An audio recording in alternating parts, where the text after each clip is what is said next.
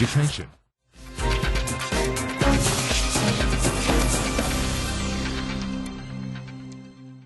Arctic vortex to make it to the table. I was explaining to our visitors from America and Canberra that this is how Sydney-siders deal with the unusual phenomena of winter. I'm particularly grateful to the authors of this report for choosing to launch it here at the US Studies Centre today. And before I introduce them, let me just acknowledge a few other people in the room. Firstly, Mike Lovell from Northrop Grumman, one of the 5 partners to the Alliance 21 program, along with the Australian Government, Dow, Boral and News Corp Australia. None of this happens without their support, and we're very grateful for that. Secondly, grateful for the presence here today of someone who I suppose you could call an end user of the Alliance, and that's Commodore Lee Goddard, Commander of the Royal Australian Navy's Surface Fleet, and I think this week Acting Fleet Commander. So if you need to invade New Zealand or you want to pitch that idea, this is the week to do that. And let me also thank Andrew Carr. Andrew is the editor of the Centre of Gravity series, whose sort of stable this report fits into today. Now we've got, and also finally let me also acknowledge Brendan O'Connor, the academic head of the US Studies Centre, and thank other colleagues from the Centre, wider university, and other organisations for being here today. We've got just over an hour to discuss this report from 4 authors who know ANZUS and Asia extremely well. And we're on the record today in case the sort of cameras didn't give it away. Michael Green, Senior Vice President for Asia and Japan Chair at CSIS in Washington, knows Asia inside and out from a number of different perspectives, including the National Security Council staff and the Pentagon. I only discovered this morning that Mike not only plays the bagpipes, but is also a martial arts black belt, which makes him a triple threat of a sort I haven't ever seen. Zack Cooper, fellow at CSIS in the Japan chair. Also, I think some of you will remember, wrote what was a very interesting report when he was at CSBA on Australia's military strategic future. Zack also has experience in the Pentagon and in the White House and hasn't learned to play the bagpipes, as I understand it, yet. Brendan Taylor, head of the Strategic and Defence Studies Centre at ANU. If Australia has a strategic mafia, then Brendan is the Don and is doing sterling work there, not only in training academics, but also the great task of training the next generation of military officers through the Command and Staff College, which is a tough task if ever there was one. And last but by no means least, Dr. Peter Dean, or as he's become recently, Associate Dean, Fulbright Alliance scholar, runs a lot of programs at SDSC, has pulled this report and event together along with Andrew. I think one of the things this report tries to do, and it mentions it in the introduction, is to revive the sort of very noble tradition of long-form analysis of alliance issues in the tradition of Coral Bell, and it's very appropriate that that's happening in the Coral Bell School at ANU. It does that, I think, very well, and it starts from the premise that the alliance is in fundamentally good shape. Many of the issues we're going to discuss today, and which we do discuss from time to time in the Alliance, I think could be typified as First World Alliance problems. We've got the basics right, and most relationships today don't even have that, so we're quite lucky. But in an ascending Asia, and I really like that phrase, the bedrock of that alliance is also being nudged. And one thought that sort of stands out in this report quite clearly about how that is happening is the line that says it's seemingly Australians who worry about being entrapped by an alliance, by needing to do things with the US in Asia. And it's Americans that are now in some parts worrying about a degree of abandonment by Australia, by Canberra, and I think that's a very interesting judgment on the state of play and where alliance debates are headed. We'll have plenty of time for questions and answers. We're looking for robust discussion, but first let me ask Brendan to lead us off. Brendan, if you can put this report into context, how did it come about, where did it lead you, and could you have fit any more alliteration into the title?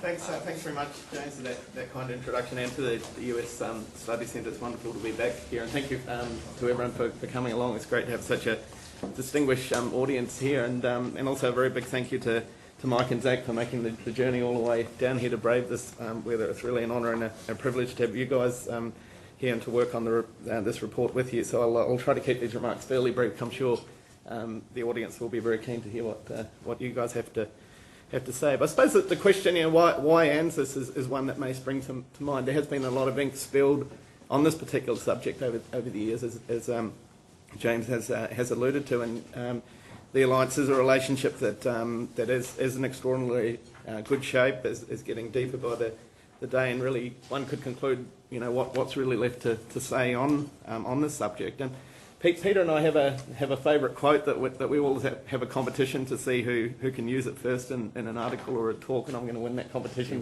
today. But I tried very hard, but you won.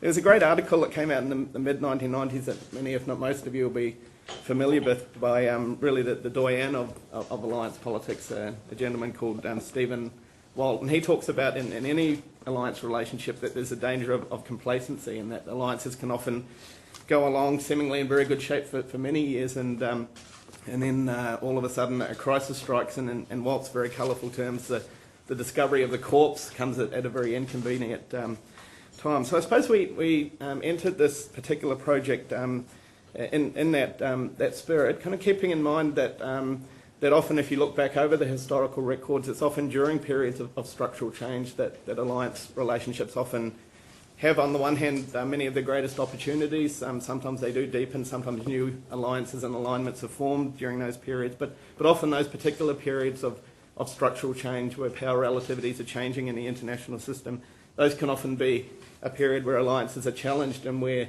alliances become more fluid, and sometimes alliance partners become, dare I say, more promiscuous.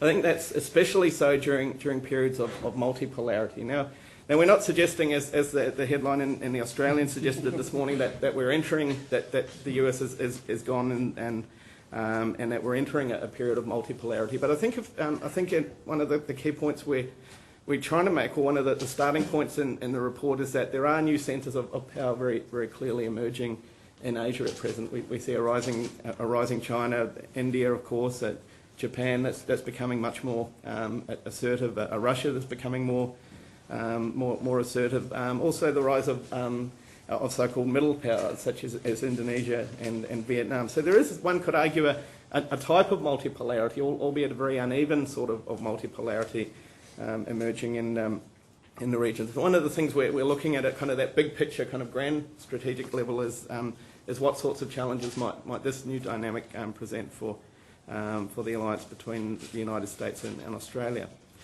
It's also been an interesting few years, despite the growing depth of cooperation in the alliance relationship between the US and Australia, because if you look back really since about 2012, it's also been an unusual period in that the degree of public criticism, very public criticism from political leaders on both sides, really has been a feature of the relationship in recent years, whether that be over levels of Australian defence spending or Australian climate change policies, with Australia's decision to apply for membership of the Asian Infrastructure Investment Bank. The more recent episode following David Shear's comments about B-1 bombers and their presence in Australia. There has been tensions, at least beneath the surface, in the relationship, and sometimes coming up even on the surface itself. So I suppose a second thing we wanted to look at was, is this just part of the kind of the day-to-day kind of tussling or the management of that takes place in any alliance relationship, or is there something deeper going on here?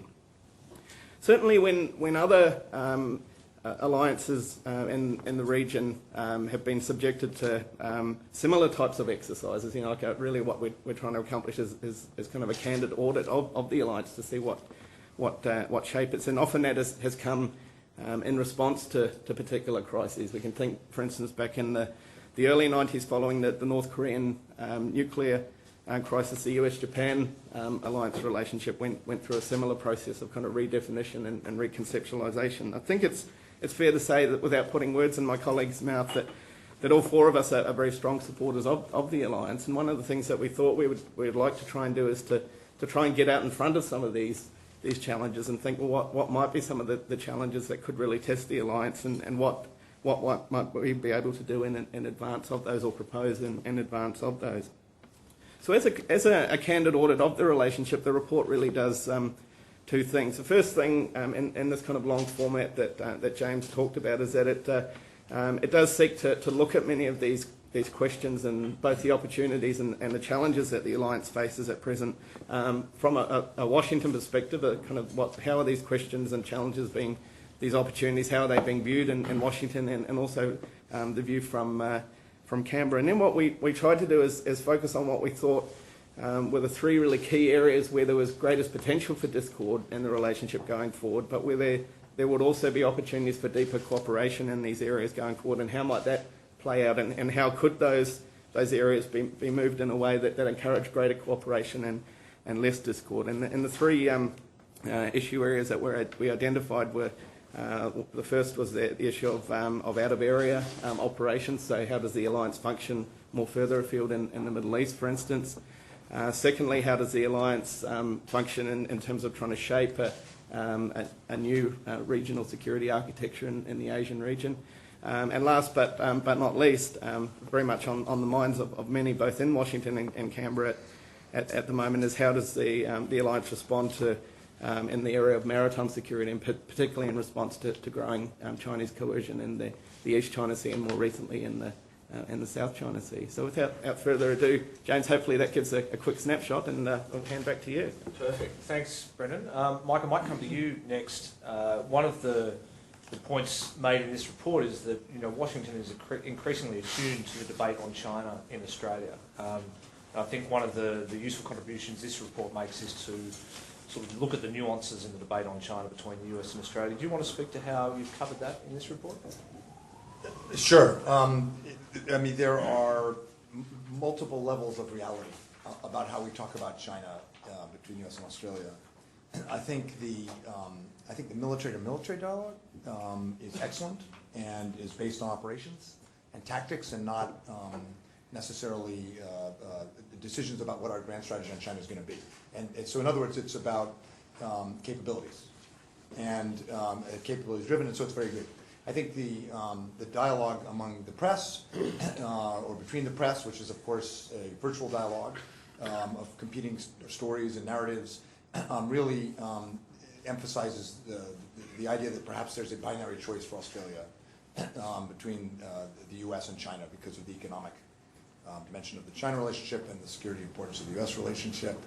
And then there are multiple political dialogues.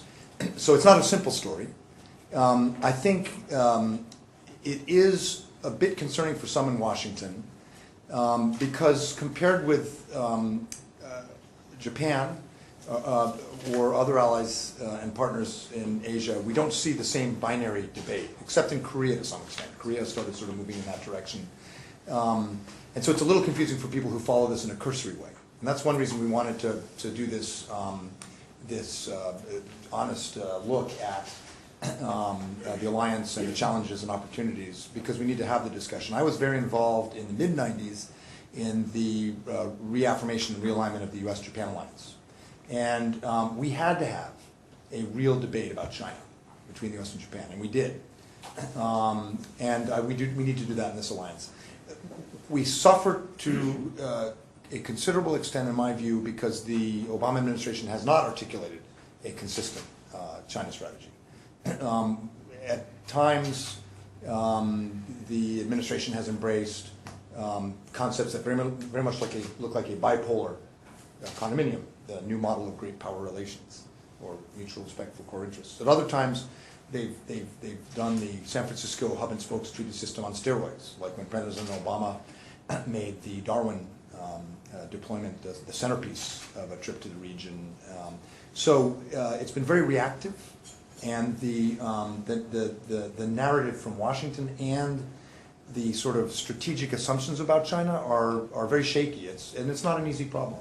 So I think fundamentally that's important. And the last thing I'd say on that, and maybe Zack wants to comment, or maybe you have a question for him. The last thing I'd say is, I'm not sure that in the Australian academic community debate there's an understanding of the American debate on China. The reality is every president since Nixon has built their policy around cooperation with China. And that hasn't changed, although it's very shaky at the edges now because of what's happening. and has always assumed that our more fundamental interest is expressed in the San Francisco treaty system, which is to maintain an open, rules-based Pacific architecture where coercion against our allies, our interests in the Western Pacific won't happen. That fundamental set of pillars hasn't changed. We're now in a world, though, where I'm mixing my metaphors from pillars to chess, but we have a kind of three-level chess game. So at one level, we are shaping the region. We are trying to demonstrate, and this is true for every administration, we're trying to demonstrate that our allies are secure, that smaller states can't be coerced, that we're building an architecture that's going to be rules-based, and that's the sort of outside shaping of the environment. And then at another level, another chess game, we're trying to build strategic reassurance, trust, cooperation with China. And then at a third level, we're making sure that in the very unlikely event that China uses force against us or an ally, we'll win. And all three of those are hard now, and you can't move chess pieces on any one board without affecting the game on the other boards. So it's extremely complicated. But at the end of the day, we have to invest in the capabilities to ensure that deterrence holds and that force coercion won't work, which raises security dilemmas and fear of conflict. But at another level, we have to keep building strategic reassurance and trust. And then at the other game, we've got to keep building up our alliances and a regional architecture. And I think that's a much more complicated game than this binary choice between China and the US that often informs public debate. But I think if we start talking about how do we play that chess game, which is not about containing China, there will be some protests. But I think we'd have a much better discourse as allies about how we use our instruments of national power to achieve what we both want. Zach, let me come to you for your view, and then perhaps Peter, maybe you can speak to an Australian looking at the rebalance generally, and then I'll open it up to a few other colleagues to kind of put this in context as well. But Zach, how did you come at this issue? No, we've done a bit of work on the rebalance, and as Mike said, I think there are some questions that are asked, right, about whether the rebalance has been properly implemented. Certainly it was announced here that got a huge amount of attention, not only here but in Washington. And over the next 6 months, there were a number of policy statements that explained what the purpose of the rebalance was and how it was going to be implemented. But over the next couple of years, there's a sense that some of the energy has sort of wound down, right? The United States has been pulled away towards Europe. It's got concerns not only with the Greek crisis, but increasingly with the Russians. So there's been a reinvestment in NATO. At the same time, there are concerns in the Middle East. And so we've been pulled away to deal with Iran and ISIS. And so I think there's some in Washington who are worried about whether the U.S. has the ability or willingness to sustain and properly implement the rebalance. And the budgetary problems in Washington certainly don't help. The lack of bipartisanism is a real problem.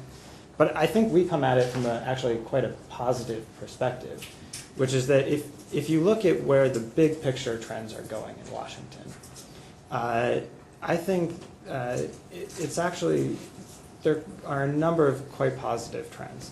So certainly there are concerns about whether the administration has properly implemented the rebalance and whether it's pushing back hard enough against Chinese coercion. But if you were to look at the political debate coming up for the election in 2016, both Republicans and Democrats, I think both whoever comes out of the nomination on both sides will actually be quite focused on Asia. It will be a main issue of debate in Washington.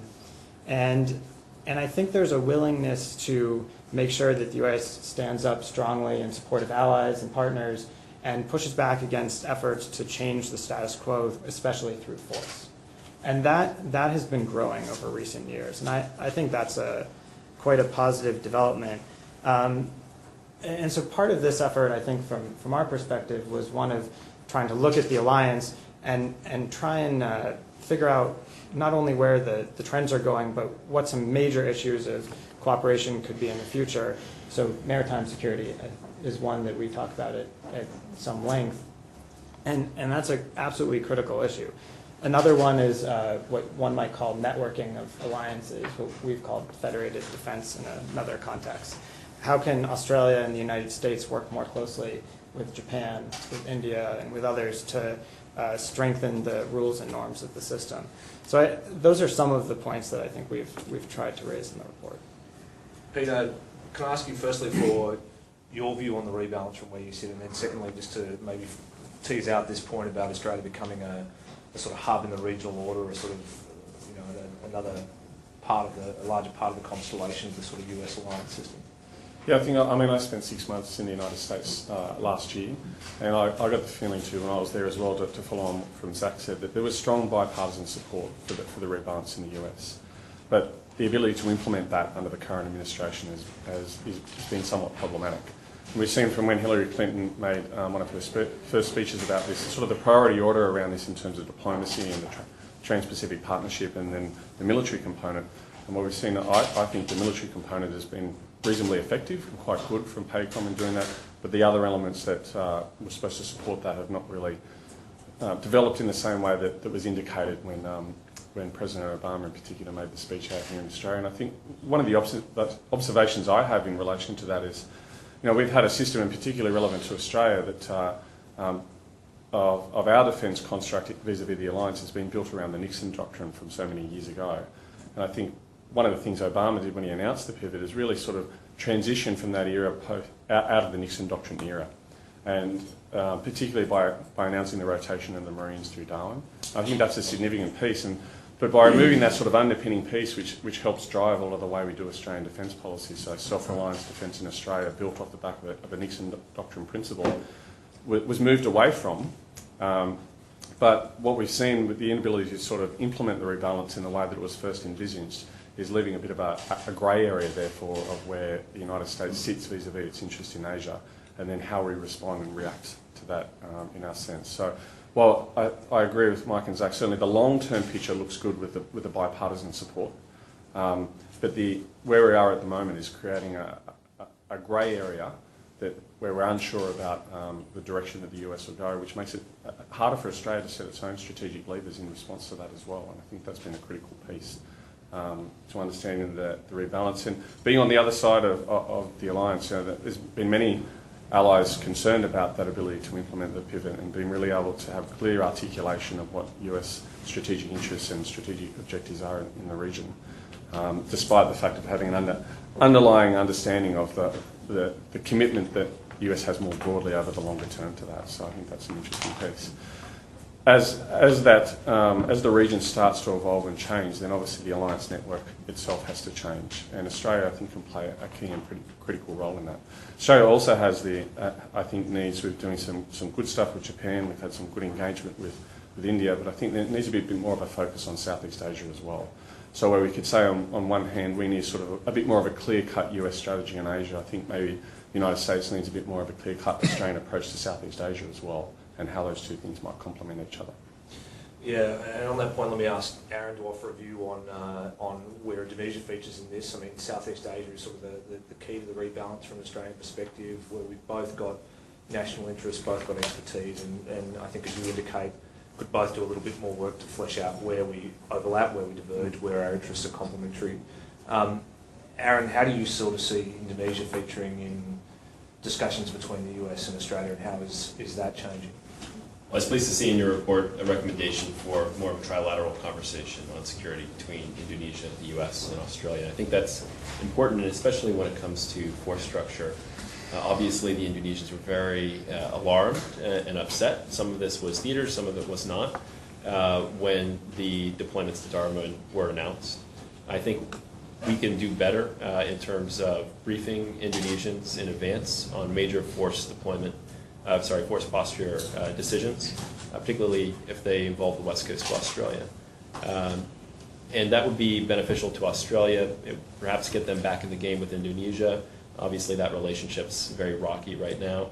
But it would reassure the Indonesians that this is not actually either intended to contain China or directed at them. There were conspiracy theories in the Indonesian legislature when the Darwin deployment was announced that this was all about American Marines being stationed close to Grasberg so that in a contingency at Freeport we could take Papua.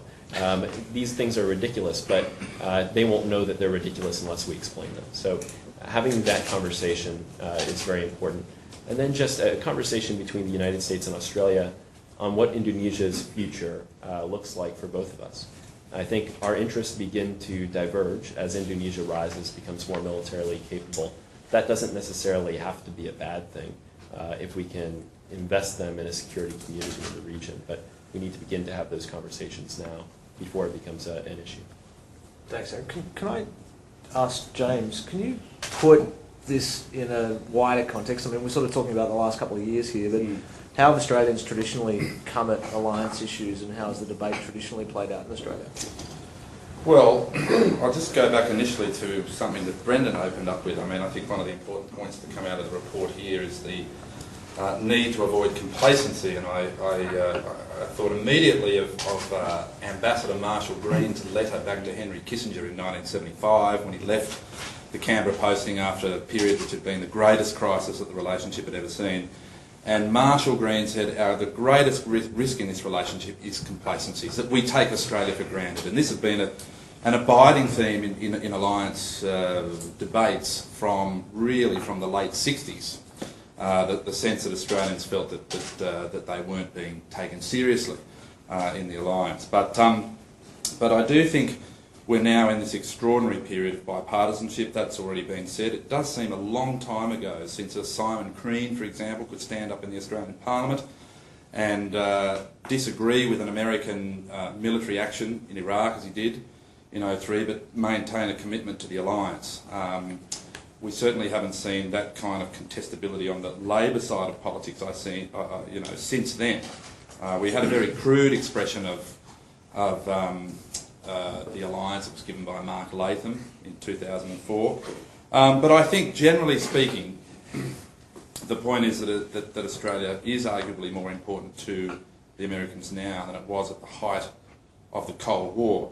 The report, I see, was very good in mentioning some of those periods where there has been divergence, and it's principally on Indonesia, actually, West New Guinea confrontation, and the East Timor crisis in 1999, which clearly affected Downer and Howard. I mean, we've seen Howard talk about this in terms that almost amount to betrayal when he had that uncomfortable chat with President Clinton. So clearly that message of not being complacent, given some previous points and parts of divergence, is very important here. The other point I wanted to take up, just in terms of putting it in context, was this question that there has been a more robust or more critical public debate in Australia than in other regional centres. That's very interesting. I think in Australia, I mean, I've already mentioned Latham. The main person I presume you're referring to there is Malcolm Fraser and his book Dangerous Allies. But I think the issue with Fraser's book was that he presented Australian history. It was sort of almost like a reheated casserole, if you like. That is, this was a very, very dated, intriguingly old left, radical nationalist view of Australian history. That the country had never been able to stand on its own 2 feet, that it had always been a supplicant to great and powerful friends, that it had never been able to express a sense of its strategic independence. And when you pre-cook Australian history like that, then this current era of incredible convergence can be made to appear as if Australia is now losing its independence again. I think that was a real problem. Where he did have a point, I think, was probably expressing, although he did it in more forceful terms, expressing, I guess, some of the risks of integration. I think probably that term is one that's yet to break into the lexicon here. We've had interoperability, but the greater integration between the military forces means some are arguing here there's a risk that Australia may not be able to say no in certain contingencies. That view has certainly been put.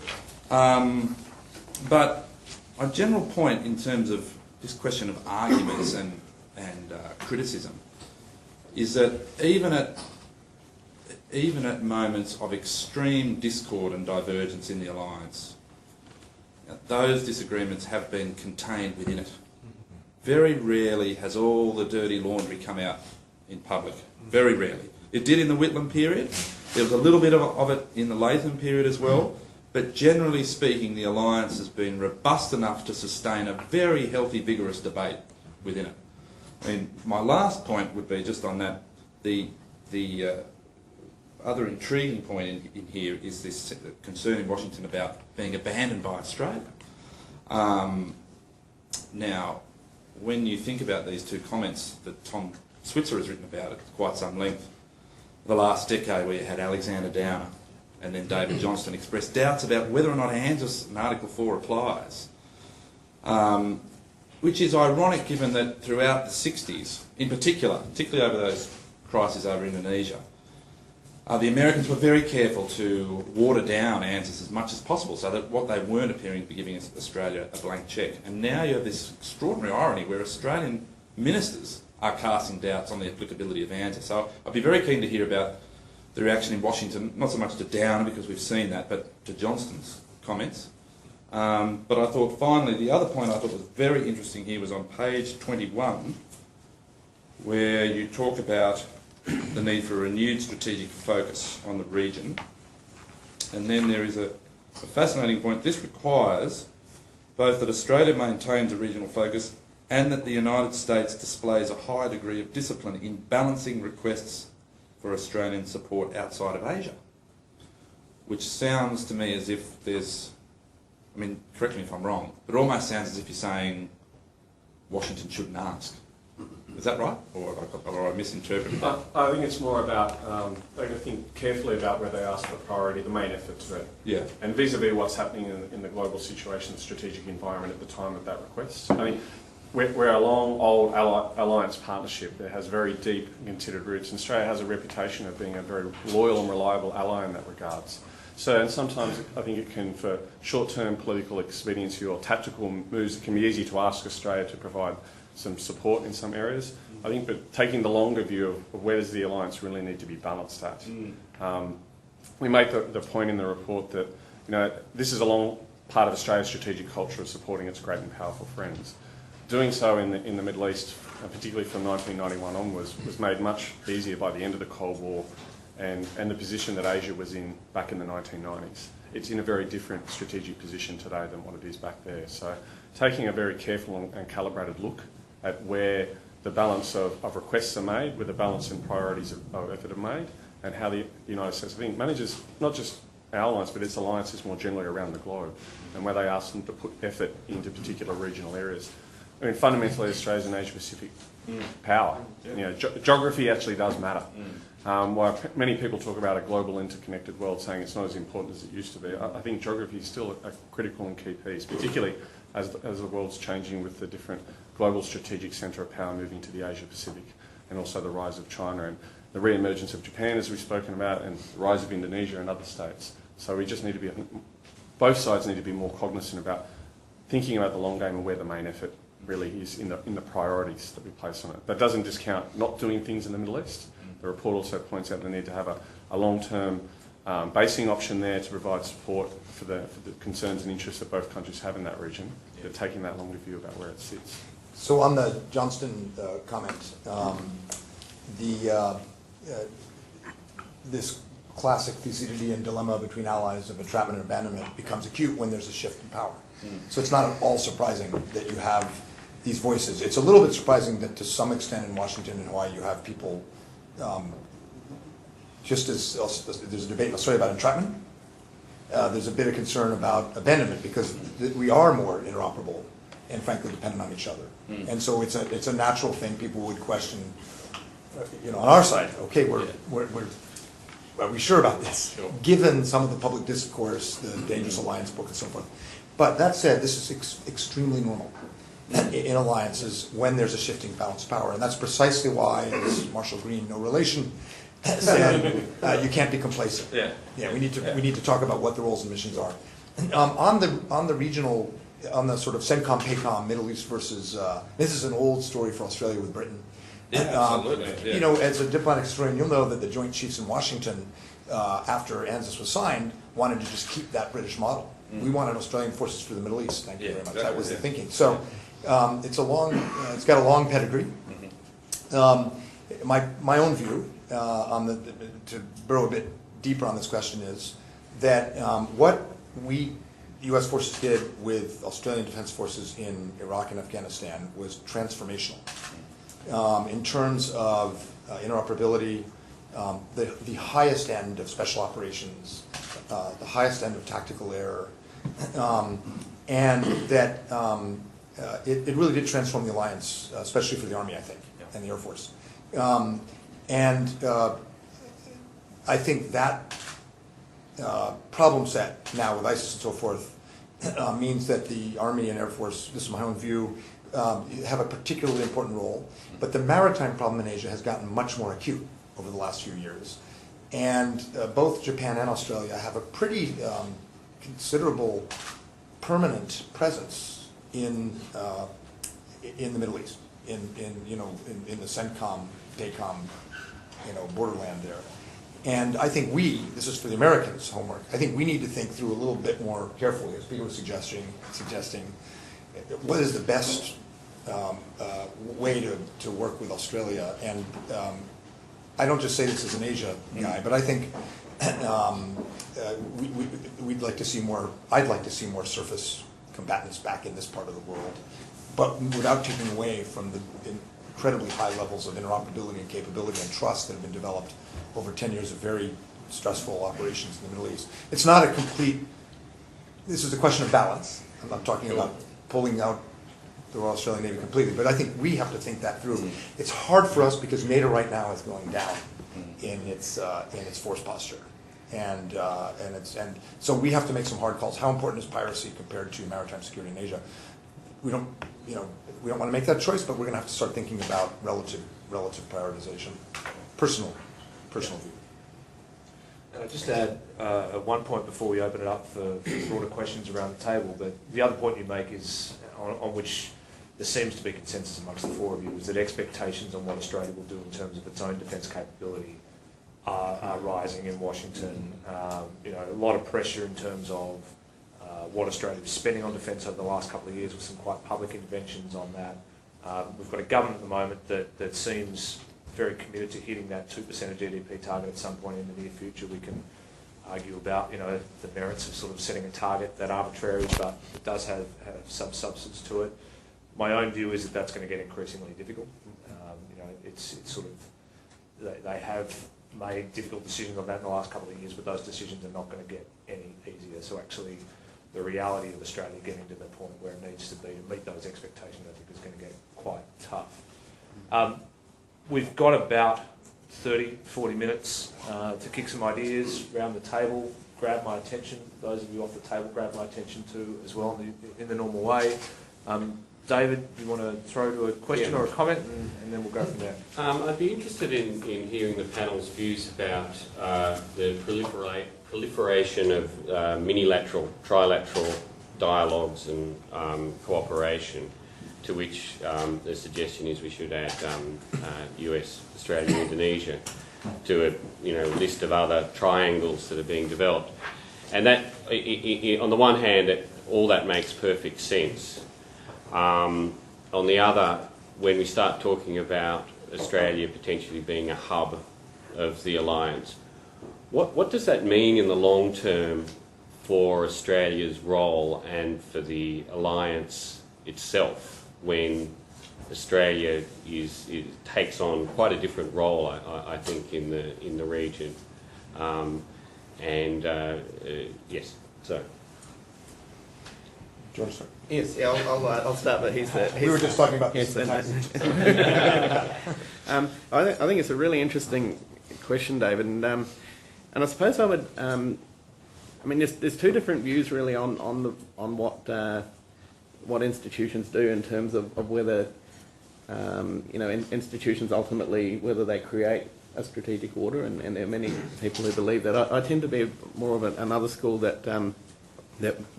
kind of believes that institutions kind of reflect the strategic order that we're in. I think there's elements of both, but and I think that if you look at kind of what's happening with efforts to kind of construct architecture in the region at the moment, and we experienced a bit of this in the Australian case with the whole Rudd proposal back in 2008, those kind of big kind of almost static approaches to architecture aren't working particularly well in an order that is still evolving and it is still quite fluid, and that's where I see that there is more promise, I think, in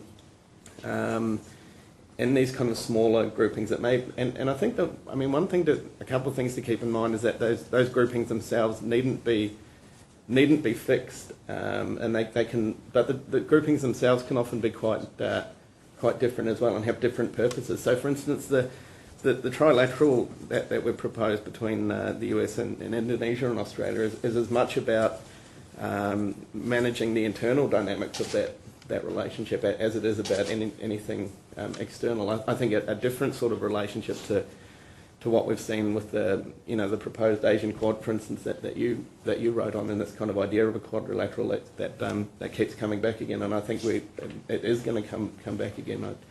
I think it is already coming back again, but certainly the trilateral strategic dialogue, for instance, that Mike has written on extensively and has been involved in, that the purposes of that particular grouping are very, very different, even though we can say publicly it's not about China. I think increasingly that grouping is becoming about China. So I think,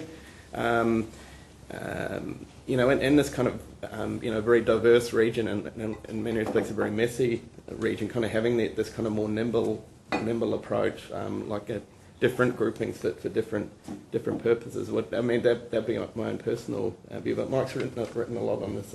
So I have a long trilateral history. I was involved in everything from TCOG to TSD to starting the 1.5 track US Japan-India trilateral when I left the Bush administration, to the point where my wife is starting to question whether I have some strange menage a trois fetish in diplomacy.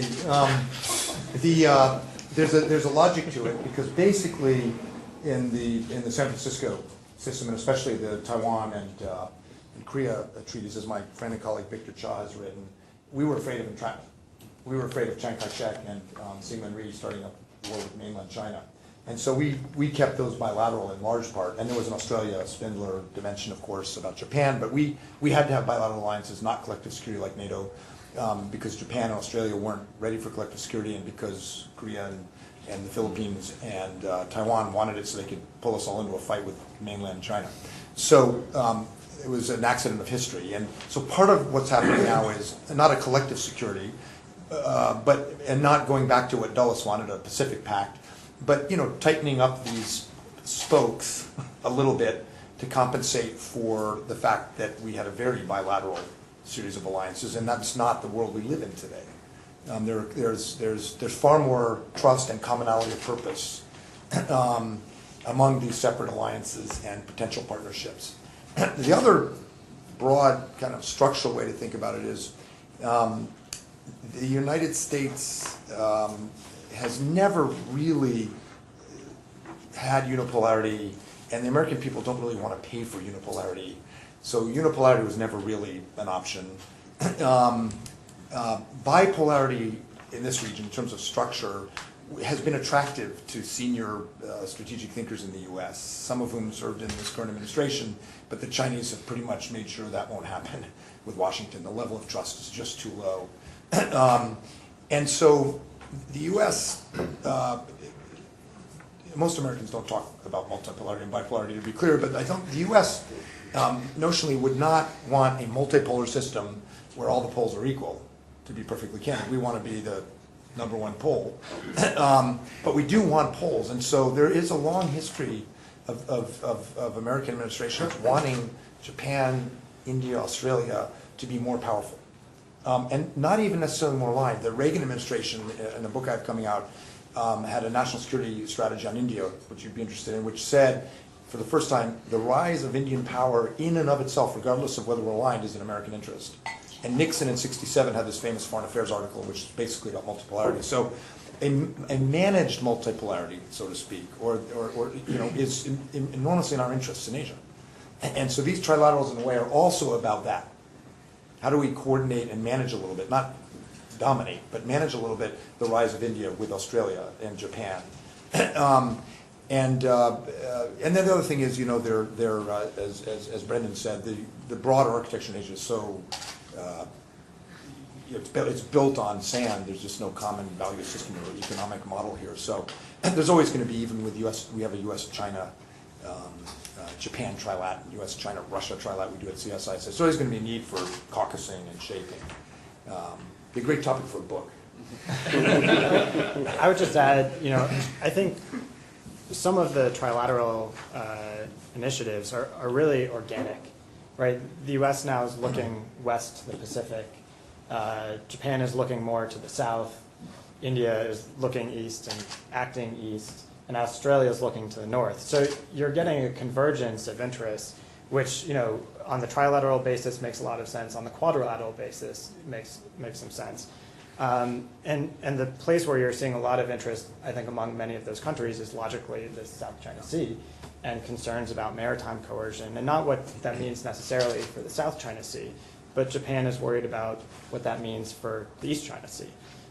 India clearly is worried about the Indian Ocean region and what a lack of maritime security in the South China Sea would mean for them. And I know that the concerns here in Australia are similar.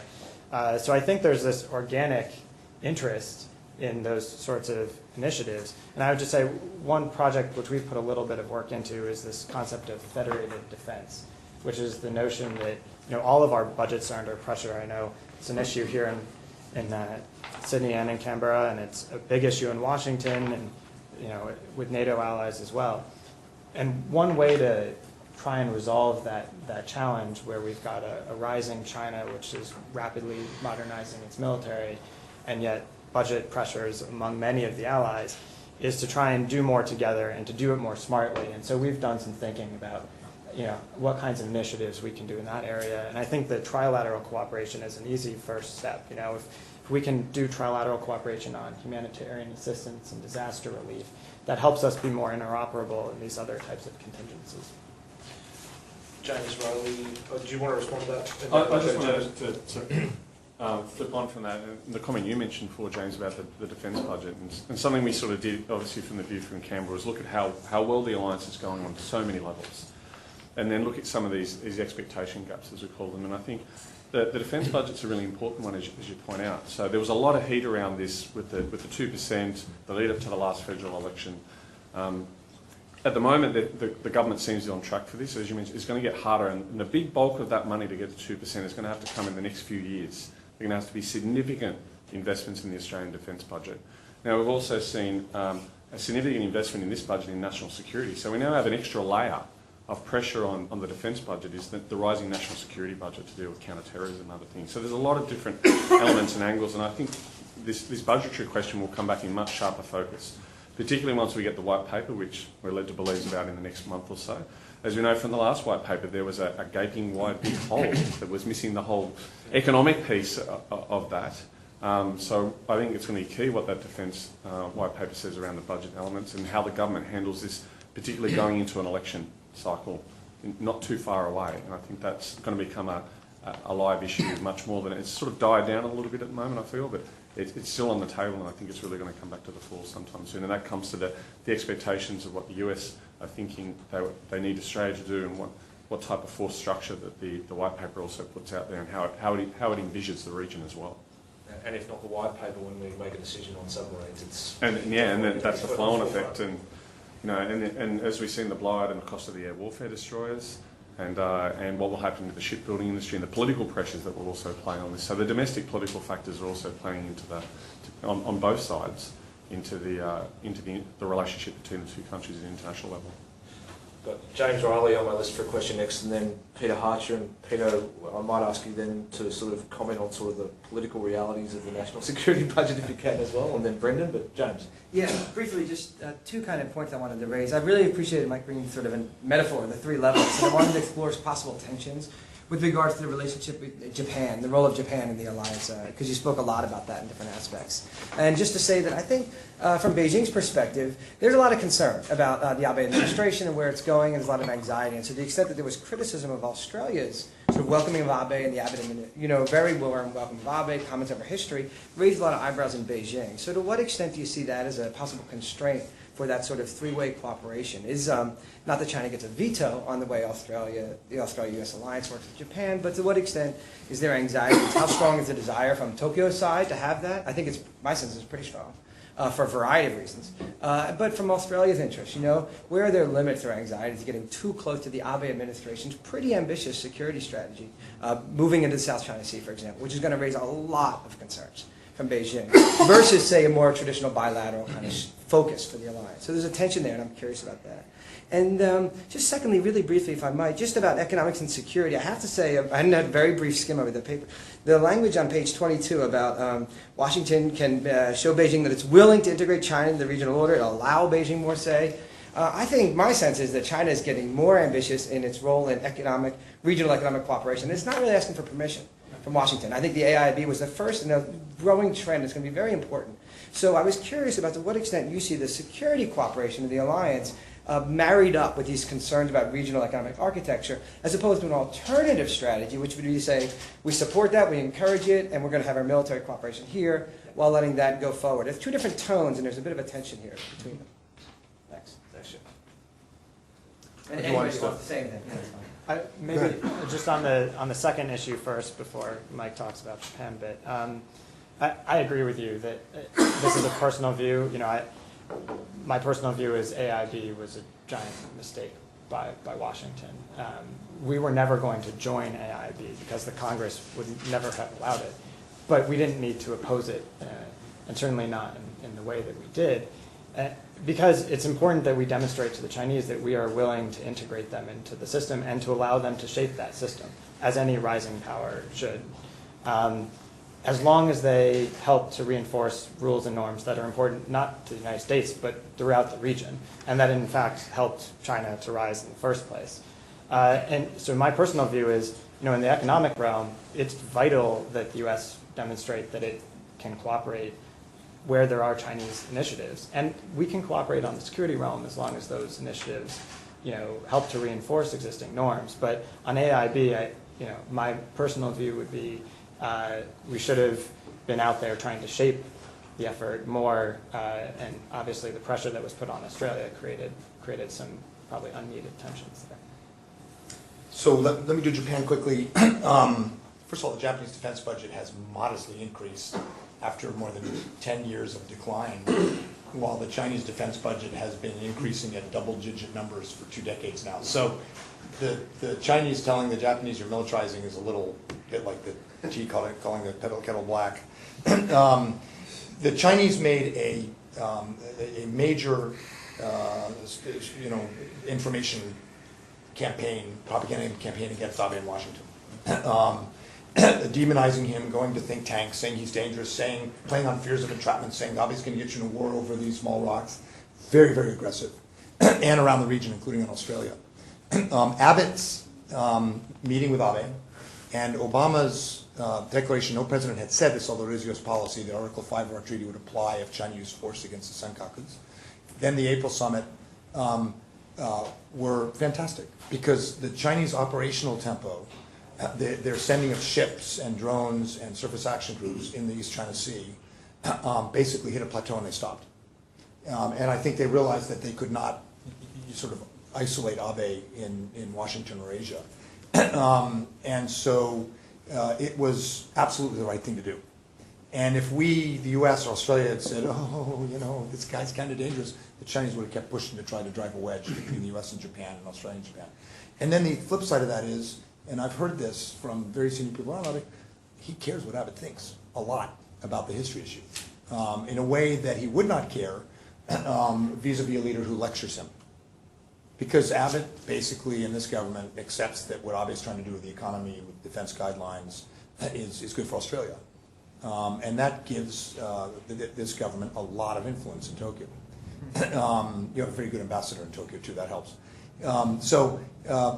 Yes, the Chinese will make noise, but I think we got to ignore the ground noise, and this is right. The history issue is, from my perspective, a problem with Korea, and we need Tokyo to tone it down, so the Chinese don't think they can do between Japan and Korea what they thought they could do between Japan and Australia, or even the U.S. and Japan.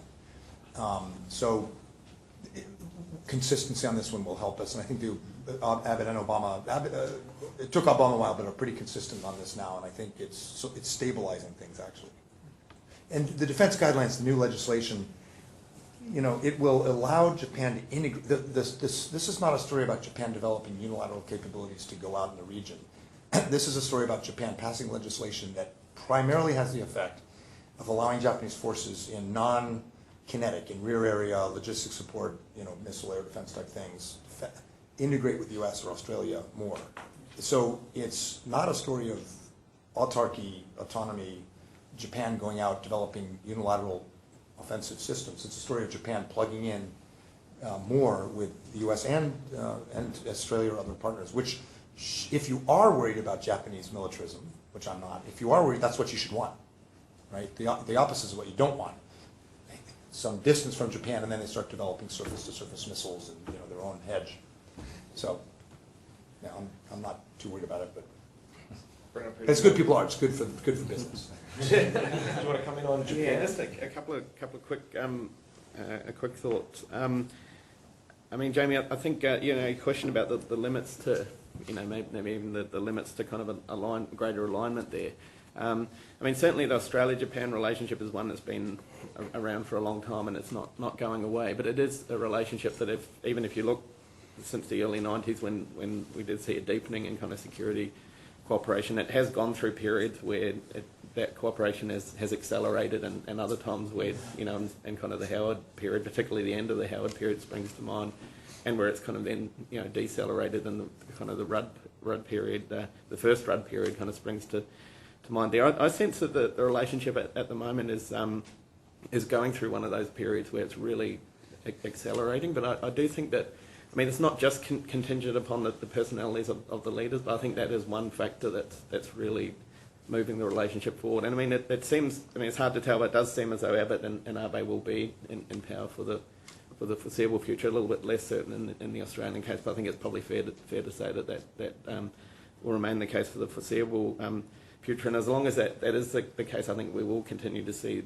kind of this very, very fast deepening of the relationship, but depending on then who comes next and those personalities, I think that's a really important factor in that relationship that will kind of determine or answer your question of what are the limits.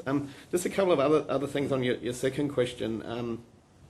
Just personal views. I mean, certainly I'm a little less critical about the US approach to AIIB, not because I'm supportive of that, but just because I think it wasn't really anything particularly new. I mean, it's probably one of the more intense examples that we've seen, but once again, if we go back and look at multilateral initiatives that have been proposed over the years, even going back to our own former Foreign Minister Gareth Evans' proposal of the CSCE kind of modelled on the European approach at the kind of the ending of the Cold War, and concerns by people like James Baker and others that would undercut US alliances in the region, through to the kind of the East Asia Summit that Washington was a little nervous about that at the time. But generally, I think that the US has, while expressing concerns when these initiatives have come up, has tended to come around and has often even signed on to these initiatives. So I kind of, my own personal view is I see a kind of a pattern there, even though it was,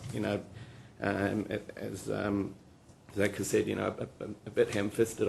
It's not something that really concerns me. I'm also perhaps less concerned than most about some of the kind of the new kind of Chinese architectural initiatives. I mean, you know this better than anyone, but obviously they're very ambitious. But if you look at kind of the history of regional architecture in, as I mentioned a bit earlier, the very kind of diverse and difficult Asian region, I think it's important not to kind of overestimate how easy it is going to be for China to implement a lot of those and kind of construct a kind of an alternative architecture. I think that's something that every other country that's kind of tried to do that has run into problems, including Australia. And although we're a lot smaller, obviously, than China, I don't think that's necessarily going to make it any easier. So I think that'll just continue that trend towards a kind of a very messy kind of architecture, at least for the foreseeable future. Peter. I wanted to play the witch at the christening for a minute, if I may. Mike's talked about a three-level chess game. That is US strategy. Should be US strategy. Should be. Well, that's an important distinction, because at the moment, it seems to me, and please correct me if I'm wrong here, but the US is playing, if it is playing a three-level chess game, it's losing. The first level that you talked about is regional shaping. And the reason I'm questioning this is because I think this report fundamentally is asking Australia to go further in the US alliance. The threshold question here for Australia and for other US allies around the world is, why should we commit ourselves further and take further, expose ourselves further to critics, potential rivals like China, in the furtherance of an alliance with an unreliable ally? Let me just run through very briefly those three levels of chess. Regional shaping, you said, to prevent coercion of smaller powers in the region. That's failing, clearly. Look at China's creeping takeover of the South China Sea, its creeping takeover of territory claimed by other countries in Southeast Asia. It's going on day to day.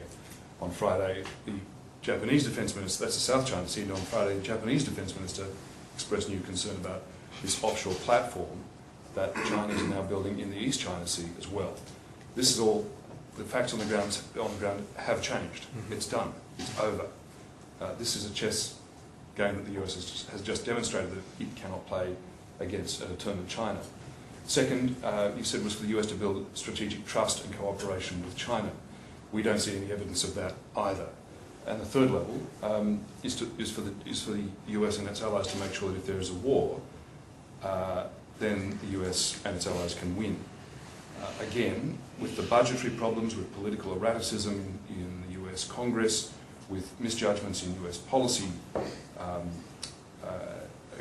versus a determined China and a rapidly rising and consistently rising defence budget, how can Australia or other allies have confidence? And this is Peter, sorry, who was it who made, yeah, Peter Dean made the point about the grey zone.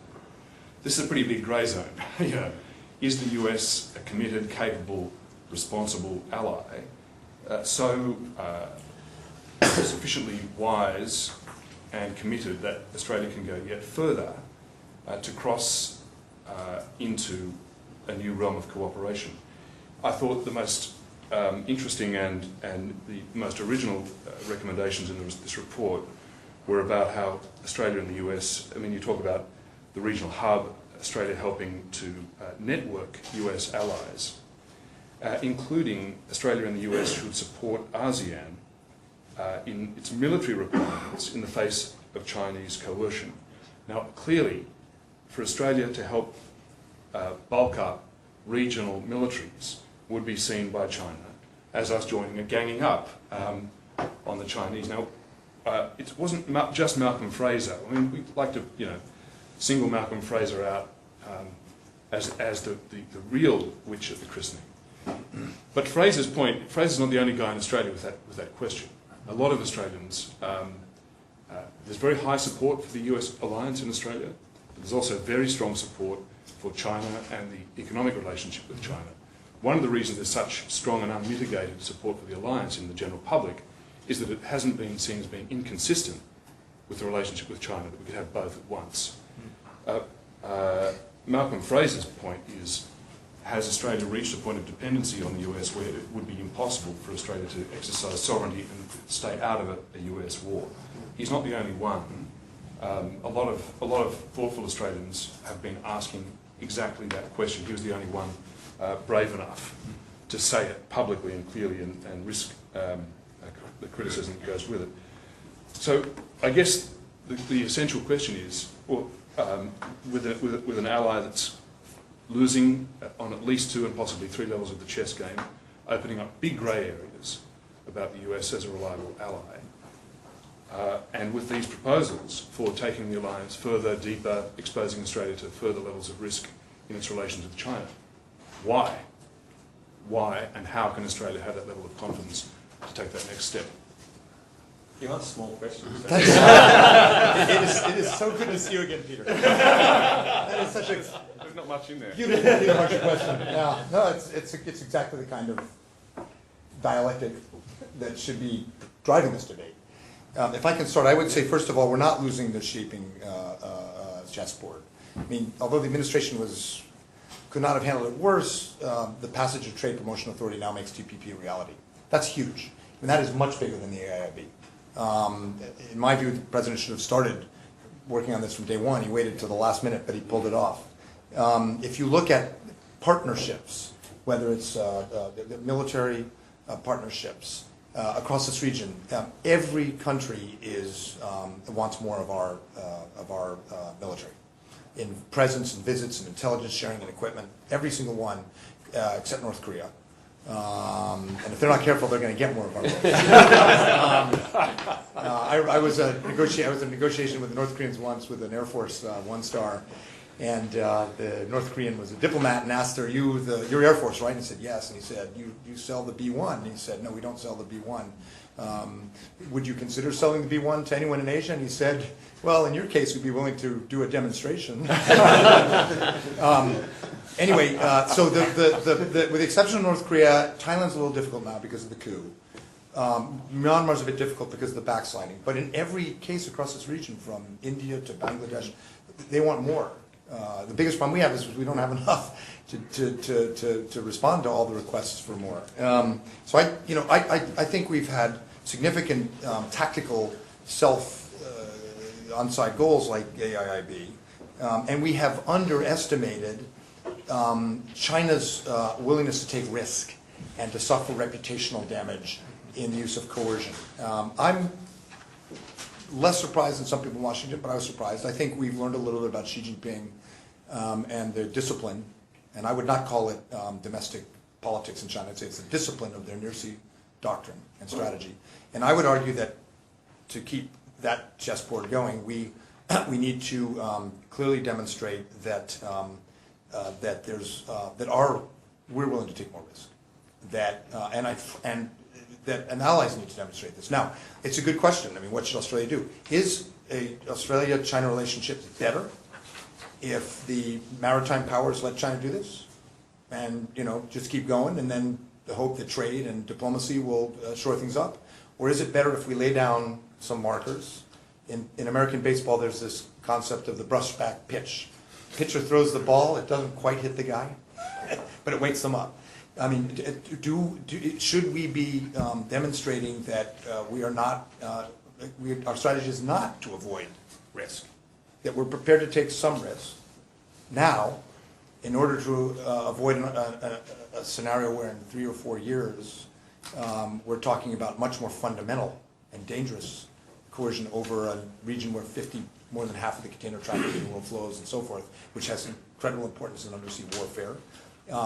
So it is a hard question, but I think we should be asking it, and I would argue that a little more risk now saves us collectively a lot more risk later, and if we do it collectively, you need less of it. So, for example, this is notional, I'm not speaking for myself, but if there's a Japanese presence with the US and Australia in the South China Sea, or some Australian presence occasionally in the East China Sea, exercises, HADR training, that is a lot more effective than if the US on its own has to decide to send B-52s through an ADIZ, for example. So by making it clear it's a regional concern and not just US, you actually need less teeth, less risk. But we are in a riskier environment. And so it's a fundamental question. What do you do about it? And avoiding risk is not an option. Yeah. Can I just talk a little bit about one level of the chessboard, which is the warfight and whether the U.S. has the capability? I'm a defense planner by background, so I'm a pessimist, and so I ask this question a lot. I actually think there's a lot of good news. There's going to be good news, I think, on the resources part. There is bipartisan disagreement on almost every issue in Washington, and stalemate on just about everything. But TPA got through because people knew it was important in Asia. And I think you'll see in 2017 bipartisan agreement that Asia is someplace that the United States needs to invest in, and it's going to invest on the defense side.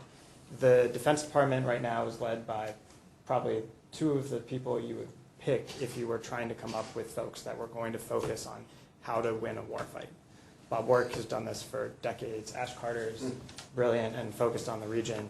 And they've developed this offset strategy, which is designed to get the investments right to deal with a China contingency if there was one to occur. So I think they're doing a lot of the right things. Harry Harris, the new commander at U.S. Pacific Command, he is very focused on this issue, and we just saw his team in they are incredibly well aligned. They have a strategy, they have a plan, and they're moving out on it. And I would also just say, yes, the Chinese are spending much more rapidly, but let's remember, their defense spending is a quarter of what the United States is, and their allies are Pakistan and North Korea. I'd take our hand any day. And the contingencies that they have to deal with to change the status quo are hard contingencies.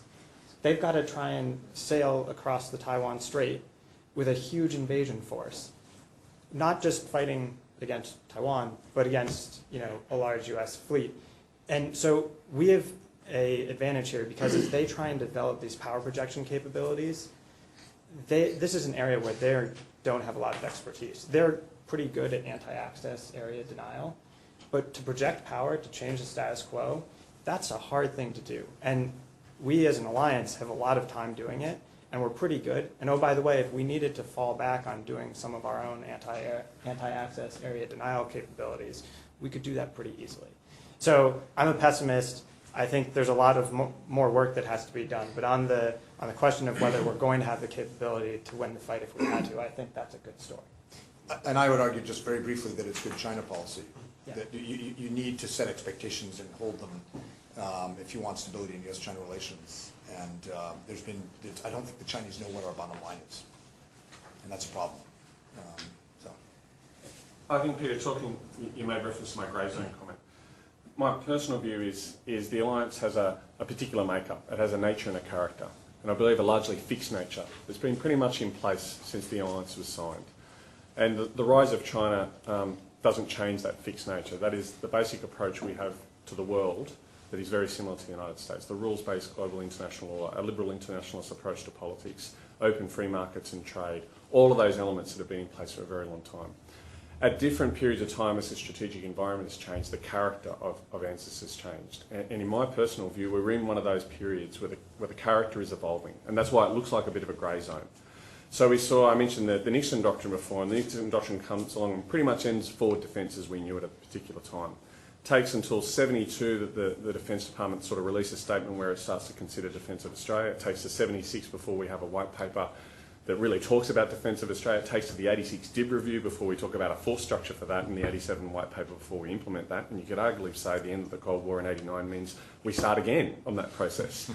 We got to the force structure piece kind of back at the end, but we had a set idea of what that meant in terms of our strategic approach. I think we're now in one of these periods, and I think Obama's speech in Canberra set this off. As I said before, I think that has an impact on the way that system worked, particularly around the Guam Doctrine. So we're in this period of evolution and change. That happens in strategy, and that will evolve, and it will take a little time for it to be set. My personal opinion is we'll probably need to see a change of administration in the United States before we see a more clear direction. Before that bipartisan approach, and I have very great confidence that if you get a Hillary Clinton White House, or say, to pick one of the 14 candidates I believe are up to today on the other side, if we get, say, a Jeb Bush-style White House, we'll get more firm direction from that.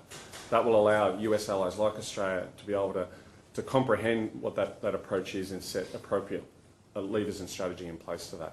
So we're in a little bit of a state of flux, but that's a common occurrence we've seen at different periods of time across the alliance. We've just moved into one that's a little bit closer to home at the moment and creates a little bit of different nuance in what it is, but that underlying nature is still fundamentally fixed. The headline in The Australian today that was pulled out that sort of misappropriates, as it was said before, what we're getting at. I think the one piece of that has changed, probably if you're going to say that one element of the nature of the relationship has changed, is since 1945 we've had uncontested US primacy and hegemony in the Asia Pacific for most of that period. That allowed us to go to the Middle East, it allowed us to do other things. That change of balance has changed, and it means the stakes and the character are different, but all the other elements that underline the relationship have not changed. That fundamental nature of our relationship with the United States and the type of world we want to live in and the type of region in the Asia Pacific that allowed China to grow rich is fundamentally built off that architecture and system. And I think that the CSIS report that came out last year looking at the strategic elites around the region, they fundamentally believe that's the proper direction for their future to go as well, that type of order be maintained. Brendan, I think it's appropriate that you make the last comment. Yes, just very quickly in response to Peter's very good questions, if if I may, Peter, I'm probably a little bit less worried about the US-China relationship as kind of the central dynamic in this than it seems you are from your comments. I suppose for a number of reasons, really to do with the channels for dialogue between the US and China, their very strong track record of crisis management, and also I think, bouncing off Zack's comments, the really quite substantial gap between the US and China in terms of military power. And you would have seen what I thought was a very good article that Paul Deb and John Lee did, I think, last year, talking about this and suggesting that China was at least 20 years behind the US, and potentially that gap could open further. But I mean, having that, like Zack, I also come from a strategic studies background and paid to be pessimistic, so I can't. And really, if to end on a note of pessimism, I suppose for me it's more that still, despite some of the improvements that have happened in recent months, that the China-Japan dynamic that really worries me in relation to some of those issues. The fact that they don't have, despite the opening up of dialogue, that same kind of richness of and number of channels for dialogue. They don't have that same kind of track record of managing crises. I mean, there's been a couple of mini crises that have occurred, as you would know, over recent years, but it's hard to see how a kind of an EP3 incident, if that were to occur between China and Japan, how that might play out, and that's something that worries me. And the military balance between China and Japan, as you would also know, is also becoming a lot more uncertain. And certainly I haven't worked on Japan as extensively as Mike has, but I've just got back from Tokyo a couple of weeks ago, and certainly the Japanese are very worried about that, but also increasingly, I think it's fair to say, I don't know whether you'd agree, Mike and Zack, but more coordinated in their approach as well. Their minds are very, very focused at the moment, and I think that could be, rather than what the US and Australia do together, that could be one of the real challenges, is the role of Japan in all of this, and how for both the US and Australia. I think it goes to some of Jamie's comments about Japan's growing interest and involvement in the South China Sea. I mean, I think that's something that's very much on the cards, and if the legislative changes go through, is almost likely to go much further than it has so far. And I think, as Jamie says, that's something that could potentially be quite a destabilising development in the China-Japan relationship. But having said all that, Mike, you're the real expert on this. I should give you if the chair will allow you to have the last word on that, because you may have a different view. On the Japan piece? Or, yes. No, I mean, the legislation will pass. Abe's underestimated. Look, Japan still has deep undercurrents of it's not pacifism so much as it's anti-war. Actually, the self-defense forces in Japan are the most respected institution in the country now, in polls, consistently for the past 6 years or so. And the alliance support is very high. And discussions of strategy and defense now are very... There are more public television programs and op-eds and academic studies on grand strategy and defense and missile defense in Japan than there are in the US. I mean, but they're very anti-war. And I think Abe hit some of that in a way he didn't expect, and it's costing him politically. But the legislation will pass, and it'll be a different U.S.-Japan alliance, and it will be a different Japan-Australia relationship too. Because when the Japanese reinterpreted the Constitution, they deliberately, in the public explanation, said other like-minded states, and they said such as, and the only country they mentioned was Australia. Yeah. Well, let me wrap up. Before I do, I just want to correct Brennan and Zack. I think, and I'm paraphrasing someone else here, it's economists that deal in pessimism. Guys like you, strategists, deal in cataclysms. So don't forget that. Before I ask you to join me in thanking our authors today, I just want to acknowledge the help of three people who've pulled this together today. Firstly, Catherine McNulty, our events manager here at the centre. Secondly, Andrew Kwan, Program Associate in the Alliance 21 program. And thirdly, John Bradley on our media team. Today, I think you've heard an excellent discussion. We'll have the podcast and transcript for you in the next couple of days. There's not a student to be found in this place, but hopefully they'll be reading it when they come back in a few weeks to start semester. But I think it'll be a really useful resource. You don't get to see that kind of back and forth on these issues all that often. Please join me in thanking our four authors for their contributions today and an excellent report.